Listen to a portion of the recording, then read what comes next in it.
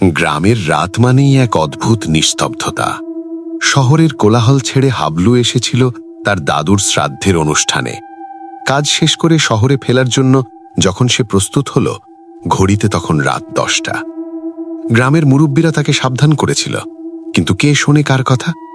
হাতে শ্রাদ্ধের ক্ষীরের হাড়ি নিয়ে হাবলু এগিয়ে চলল। তার গন্তব্য গ্রামের পশ্চিমের সেই পুরনো বাঁশবাগান।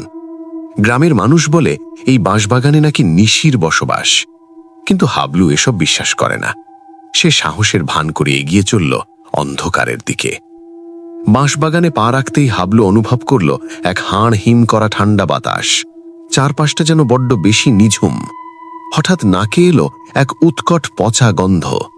মনে হচ্ছে আশেপাশে কোথাও মরা জন্তু বসে আছে। হাবলু যতই এগোচ্ছে মনে হচ্ছে কেউ যেন তার পিছু নিয়েছে। সে থামলে শব্দ থামে, সে হাঁটলে শব্দও চলে।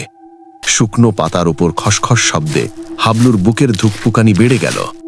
হঠাৎ অন্ধকারের ভেতর থেকে ভেসে এলো এক ফিসফিসানি শব্দ।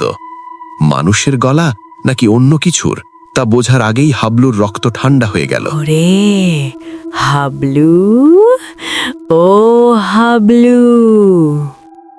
কে আমাকে নাম ধরে ডাকে?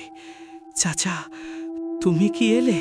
ভয়ে কাঁপতে কাঁপতে হাবলু যখন ওপরের দিকে তাকালো, তার দুচোখ ছানা বড়া হয়ে গেল। বাঁশঝাড়ের মগদানে ঝুলে আছে এক বিশাল ছায়ামূর্তি, যার চোখ দুটো আগুনের মতো জ্বলছে। মাগো, ভূত! বাপরে! দিয়ে যা, আমার ক্ষীর দিয়ে যা, নইলে তোকে মোটকে খাবো। জীবন বাঁচাতে হাবলু আর কোনো উপায় দেখল না। হাতের ক্ষীরের হাঁড়িটা সে ছুলে মারল সেই মূর্তির দিকে।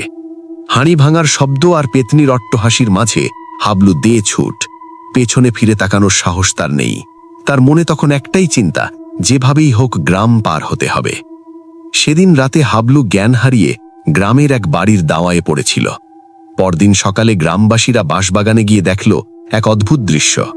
ক্ষীরের হাঁড়িটি ভাঙা পড়ে আছে ঠিকই, কিন্তু ভেতরে এক ফোঁটাও ক্ষীর নেই, যেন কেউ চেটে পুটে খেয়ে নিয়েছে। সেই ঘটনার পর হাবলু আর কোনোদিন বাজি ধরে ওই বাঁশবাগান দিয়ে একা ফেরেনি।